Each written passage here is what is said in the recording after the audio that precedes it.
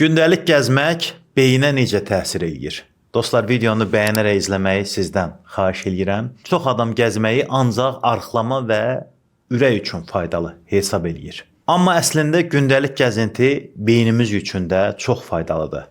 Bədən hərəkətdə olanda qan dövranı sürətlənir. Bu da beynin daha yaxşı qidalanmasına dəstək olur. ABŞ Milli Qocalma İnstitutunda NIA paylaşdığı araşdırmada göstərir ki, fiziki aktivlik öyrənmə və yaddaş üçün vacib olan beyin sahələri ilə əlaqədədir və daha aktiv insanlarda beynin zəifləməsi, yaddaşın zəifləməsi azalır. Yəni gündəlik gəzmək təkcə ayaqları yox, beyni də işləy vəziyyətdə saxlayır. İnsan hərəkət etdikcə zehni daha da aydın olur, eyni zamanda bədən daha da yaxşı qidalanır. Başqa sözlə, beyni qorumaq üçün təkcə kitab oxumaq, şahmat oynamaq yox, hər gün biraz da gəzmək vacibdir. Çünki beynimiz hərəkəti sevir. Hərəkət olanda həm bədən açılır, həm də zehn açılır. Amma yenə də bəzən təkcə gəzmək kifayət eləmir. Xüsusən diqqəti tez-tez dağılan adamlarda, öyrəndiyini tez unudan, stres və həyəcan səbəbi ilə zehni yorğunluq yaşayan insanlara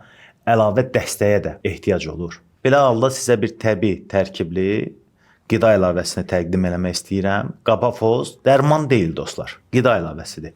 Tərkibində olan təbii maddələr beyin hüceyrələrinin təbii qocalmasını ləngidir. Sinir hüceyrələri üçün tikinti materialı rolunu oynayır, yaddaş itirilməsinin qarşısını alır, diqqəti və öyrənməni gücləndirir, həmçinin yuxunu normallaşdırmağa, stresi azaltmağa kömək eləyir. Yalnız qocalma ilə bağlı deyil, həmçinin ümumi yaddaş problemlərindən əziyyət çəkənlər üçün də yaxşı bir seçimdir. Amma xüsusilə imtahana hazırlaşanlar üçün də faydalı dəstəkdir. Sinir sistemini sakitləşdirir, asılılıq yaratmır, orqanizmin normal iş rejiminə qaytarmağa, əhval-ruhiyyəni yaxşılaşdırmağa dəstək olur. 12 yaşından yuxarılar gündə 1 tablet, 18 yaşından yuxarılar isə 2 tablet qəbul eləyə bilərlər. İtaliya istehsalıdır. Ona görə keyfiyyətindən əmin ola bilərsiniz. Əksər apteklərdən də əldə etmək mümkündür.